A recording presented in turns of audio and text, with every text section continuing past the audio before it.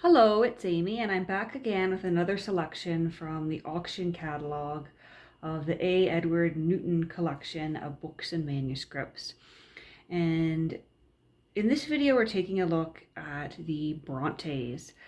So the books by the Bronte sisters and the Bronte brother that were owned by A. Edward Newton. Because as you can see, we have 243, the first entry for the Brontes is Anne, but then we have a couple by Branwell Bronte, who I believe was their brother. He was a painter, an artist, and a writer, but certainly nowhere nearly as popular or as famous now as his sisters were. And I believe he was the only son in the family. And so number 243 sold for $45 in 1941, and it's a first edition of The Tenant of Weldfell Hall in 3 volumes. We've got the 12 MO, which once again refers to the height of the book, so between 7 and 8 inches high. Published in London in 1848. The first edition with the half title in volume 1. There was no half-titled issued with volumes 2 and 3. And this has the J.L. Ketterlinus bookplate. And I'm not sure who J.L. Ketterlinus was, but obviously he was someone, or she perhaps, they were someone who had a bookplate and a collection that was well known enough that it was thought worthy of noting in the catalog. Then for $35 US, that's what it sold for at the auction in 41, we have entry number 244. And this is by Branwell Bronte. This is an autographed manuscript, or an autograph manuscript, P.B. Bronte, December 17th, 1835, and P.B. Bronte, January 6, 1837, entitled Elegant Extracts, 6 pp, 12 mo, about 2,000 words, penned in microscopic script, placed in an envelope which is pasted within a 4to half Morocco volume with the H. Buxton Forman bookplate. And we have a note here, and this little symbol means this is a note from Newton himself on one of the pages of the volume in which the manuscript is placed. Mr. Newton has written the following description. Branwell Bronte, Elegant Extracts, 2 short prose stories, 6 pages crown octavo written, in the microscopic script employed upon occasion by the several members of the Bronte family, and signed A. Edward Newton, July 1922. And I'm going to flip this because I think... Nope, that's not what that is. That's something else. We'll take a look at that in a minute. As we can see, though, Charlotte Bronte also used the microscopic script. And certainly, that was probably done as a way of making their paper supply last longer, because certainly it's very economical in terms of paper to write very small. We have a second entry from Branwell Bronte. This is number 245, which sold for $60 in 1941. Autograph manuscript, PBB, 1836, thrice, and entitled A Narrative of the First War, 20 pp, 12 mo, about 20,000 words, penned in microscopic script, placed in an envelope which is pasted within a 4to half Morocco volume. An extraordinary manuscript of another member of the gifted Bronte family, written in the neat microscopic hand characteristic of the Brontes. A number of deletions appear throughout this manuscript. And we have another note from Newton himself. On 2 of the pages of the volume in which the manuscript is placed, Mr. A. E. Newton has written the following descriptive notes. Branwell Bronte, a narrative of the First War, 20 pages, a story mainly in prose, but including some verse introduced into it. This manuscript is written in the usual microscopic characters employed upon occasion by several members of the Bronte family. It is signed with initials and dated with 3 different places. Those dates are of interest as they have shown just when each portion was written. The entire work is unpublished. A. Edward Newton, July 30th, 1922. And just before we move on to the next page here, I'll just briefly zero in on this illustration here. Charlotte Bronte's novel, A Leaf from an Unopened Volume. And this is referring to number 246. So this is what we'll see next. And we can see this very, very tiny microscopic print. I think I'd need a magnifying glass to figure out what any of this says. Flipping this back around, we are at 246. So the item we just saw sold for $350 in 1941. A Bronte novel unpublished and unknown to the reading world until it came into the possession of Mr. Newton. Autograph manuscript, Charlotte Bronte, 1834, entitled A Leaf from an Unopened Volume, or The Manuscript of an Unfortunate Author. Edited by Lord Charles Albert Florian Wellesley, published by Sergeant Tree, January the 17th, 1834, 12 pp square, 16 mo, 4.5 by 3 5/8 inches, about 20,000 words written in ink in a full brown Morocco Solander case. A remarkable manuscript of rare interest, being an unknown novel from the pen of Charlotte Bronte, written when only 16 years of age, written in her microscopic hand. It was by fortunate chance that this manuscript came into the hands of Mr. Newton, for he, great bibliographic soul, had these minute hieroglyphics deciphered by a competent transcriber, and forthwith printed the entire tale in his work, Derby Days and Other Adventures.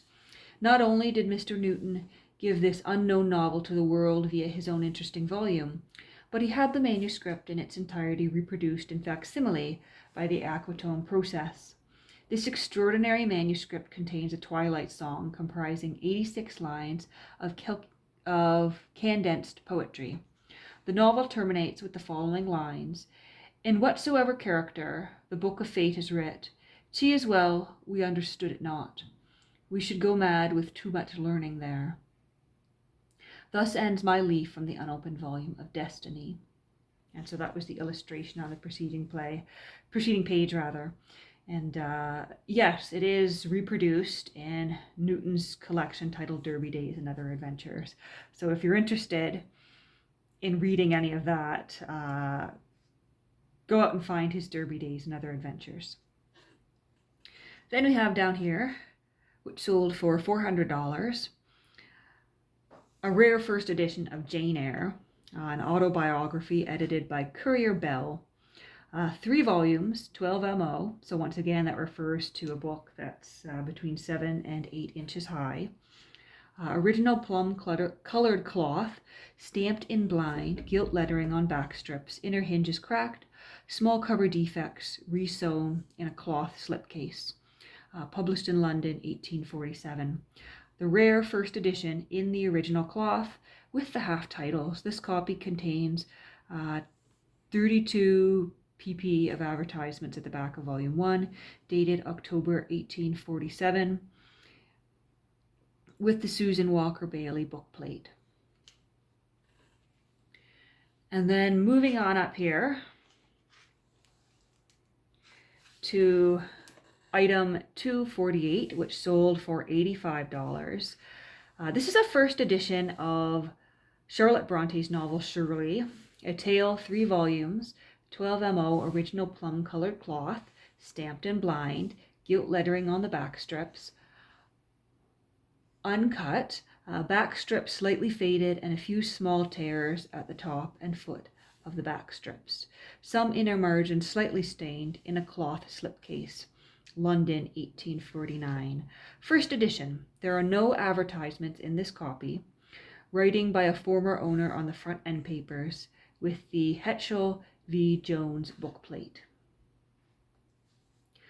Item 249, once again from Charlotte Bronte, a copy of Villette by Courier Bell, 3 volumes, 12 mo, original brown cloth, stamped in blind, gilt lettering on the back strips, uncut, cover slightly worn, small tear, and 1 leaf of text, in a cloth slipcase, London, 1853.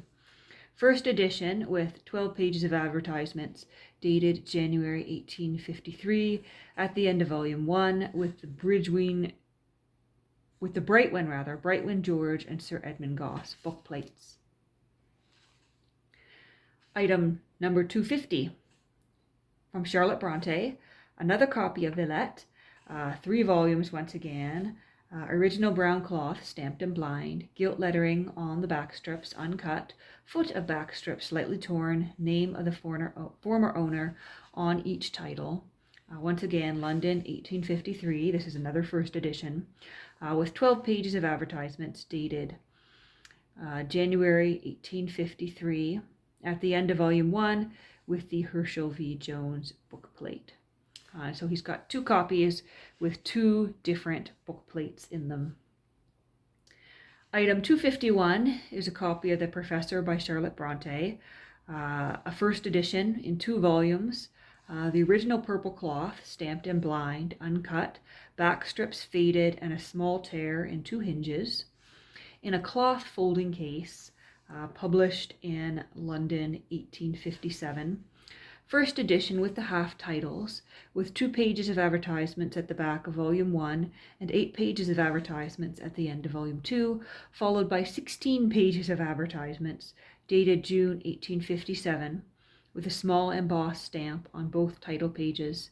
There is no period after the name Bell on the back strip of volume 1, and that sold for $20. Item 252 is another novel another book by Charlotte Bronte. This is Mrs. Elizabeth C. Gaskell, The Life of Charlotte Bronte, frontispiece and a facsimile, 2 volumes, original plum-colored cloth, stamped in blind, gilt lettering on the back strips, cover slightly spotted, in a cloth slipcase. And so this is interesting here, that they've chosen to list the life of Charlotte Bronte under the name of Charlotte Bronte, rather than going in for a separate section on Gaskell. I'm assuming this is the work by Gaskell here. They've chosen to include it with the rest of the Bronte collection, as I'm sure that many collectors who are interested in the Brontes would be looking for works related to the Brontes, at the same time that the works by the Brontes were being auctioned off. And so that is a first American edition, and that sold for $17. And then we have here,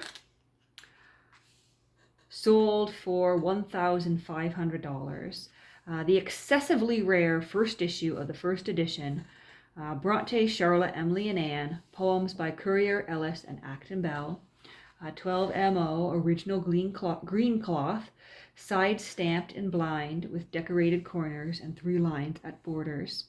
The second and third lines broken at center with harp-like designs in center of covers, gilt lettering on backstrip, gilt edges uncut, 1 inner hinge cracked, backstrip slightly faded, and a very few small stains on the covers, in a half Morocco slipcase, London, Elcott and Jones, 1846.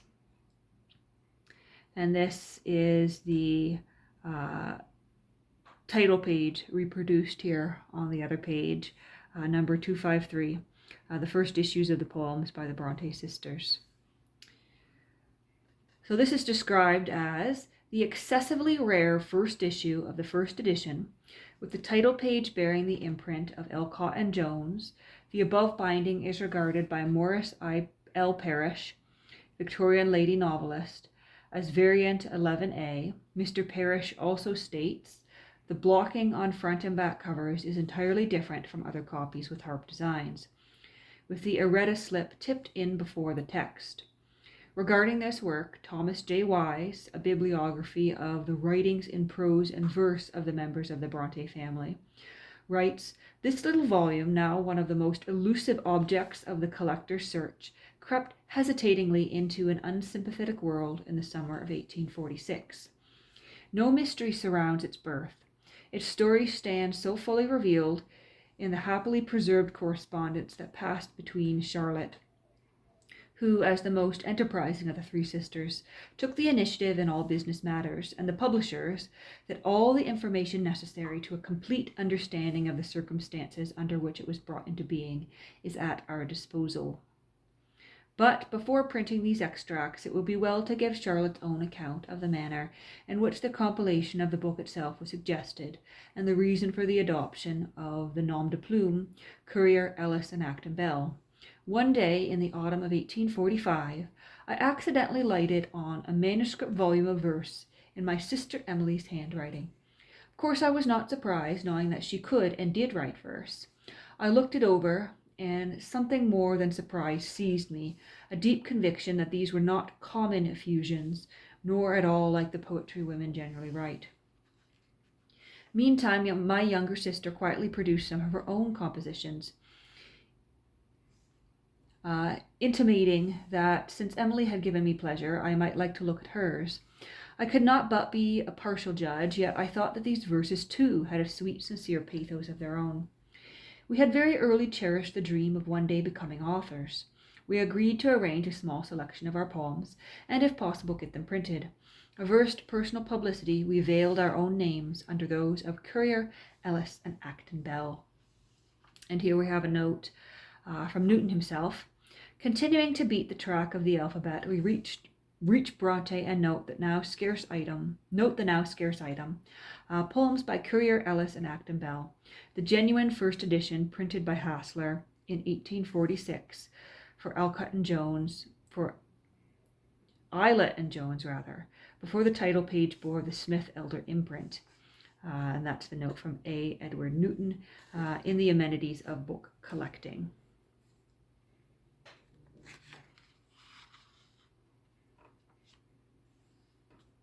And then we move on to number 254. Anne, Emily, and Charlotte. This one sold for $15. Poems by Courier, Ellis, and Acton Bell. 12 MO, original green cloth with decorated border stamped and blind on sides. Harp-like design and blind in center of covers. Gilt lettering on the back strip, uncut. Back strip slightly faded and a few small stains on the covers.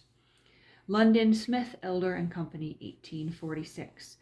First edition, second issue, with the title page bearing the imprint of Smith, Elder and Company, with the errata slip tipped in before the first page of text, and a leaf of advertisements at the end.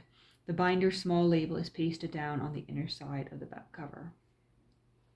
And even with inflation, I can bet that this book or a similar copy would be going for a lot more than the $15 it sells for here.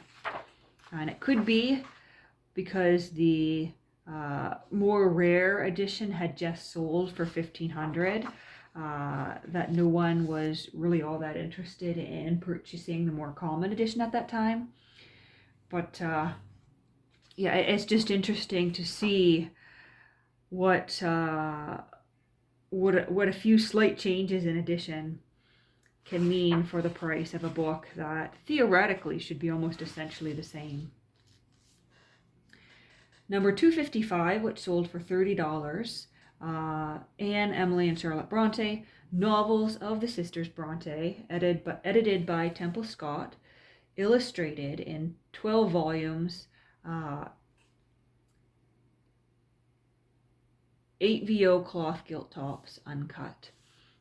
London, 1898 to 9. And 12 volumes went for $30. And once again, you can bet those would sell for significantly more now, because even though that's, decades after the original publication of the novels, I have looked at some earlier printings of the Bronte's work, in beautiful uniform sets, and those themselves even tend to go for quite a bit of money these days. Thornton edition, including Agnes Grey, The Tenant of Wiltshire Hall in 2 volumes, Jane Eyre in 2 volumes, Shirley in 2 volumes, Villette in 2 volumes, and The Life of Charlotte Bronte by Elizabeth Gaskell. And then we have item 256, which sold for $25. Once again, Anne, Emily, and Charlotte Bronte. The Brontes, Their Lives, Friendships, and Correspondence, edited by Thomas James Wise and others, in 4 volumes, 8 VO, original cloth, gilt tops, uncut. Oxford, Shakespeare Head Press, published in 1932, and this was one of 750 copies. Then we have here first edition of this famous novel. So a first edition of Wuthering Heights, a novel by Ellis Bell, 2 volumes, 12 MO, contemporary roan-backed boards, inner hinges cracked, library label on covers, end papers lacking in volume 2, and other slight, mainly marginal defects. In a Morocco-backed cloth folding case, London, 1847. So this one only went for, and I say only, this one only went for $275 in 1941 because of the defects mentioned here. And it was in a Morocco-backed cloth folding case. And the note says, the excessively rare first edition, a number of pages are misplaced in volume 1. This work is complete in 2 volumes. Its companion work, Agnes Grey, is not present with the above. Accompanying the above is the following typewritten note by the late Roger Ingpen, I'm assuming that's how you pronounce his name there, noted Shelley authority, signed. Reading as follows. This copy, which I have collated myself, contains every page and is perfect. It was issued without title pages. In the first volume, some pages, example page 200 and C, etc., are bound up wrongly, but they are all contained in the volume. I have advised Mr. Newton not to have these transposed, and to leave the volume precisely as it is at present. And so I would guess that when he purchased this volume, it was indicated to him that some of the pages were out of order, which does happen even in, contemporary books. I remember reading some cheap paperbacks from the 90s and coming across and realizing, a whole chunk of pages is out of order, or a page or 2 is just reversed. Those things happen. They obviously happened back in the day to Wuthering Heights as well. And I guess it makes it somewhat more unique not to try to fix it. And of course, in not fixing it, you're also not disturbing the binding. And here's a note from Newton. This is from the Amenities of Book Collecting, which is one of his essay collections. The Brontes were geniuses, undoubtedly, particularly Emily, but one would hardly select the author of Wuthering Heights as a companion for a social evening. And that's quite a funny essay, because he talks in that essay about, and in that book, about what a genius Emily Bronte was, but how she probably wasn't particularly interesting to hang around with, or even to have dinner with. And we have one more book here, which sold for $30. This is item 258, Anne and Emily Bronte, Wuthering Heights and Agnes Grey by Ellis and Acton Bell, a new edition revised with a biographical notice of the authors, a selection from their literary remains, and a preface by Courier Bell. 12 MO, original plum-colored cloth, stamped and blind, gilt lettering on backstrip, shaken in binding, backstrip slightly worn, slightly rubbed, 2 corners frayed, and pages, and my knowledge of Roman numerals is lacking here. I get a bit confused whenever I get beyond 7 or 8 here, but some pages are lacking. London, 1857. First edition in this form. So it's not a first edition of those works, it's the first edition of these 2 works published together by this particular publisher. With the preface by Charlotte Bronte, with 2 pages of extracts at the front, and with 16 pages of advertisements dated December 1855 at the end. Writing by a former owner on the front end paper, with the binder's small label pasted down on the inner side of the back cover. And that brings us to the end of his Bronte collection.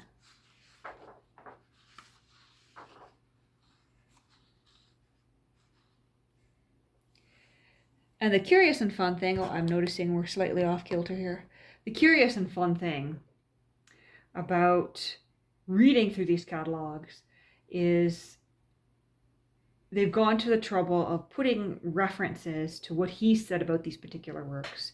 And having read his essay collections, I am reminded, and I could even go back and look at those essays, I'm reminded of how these particular books that he owned influenced the writing of his essay collections. And so I'll leave it at that for now.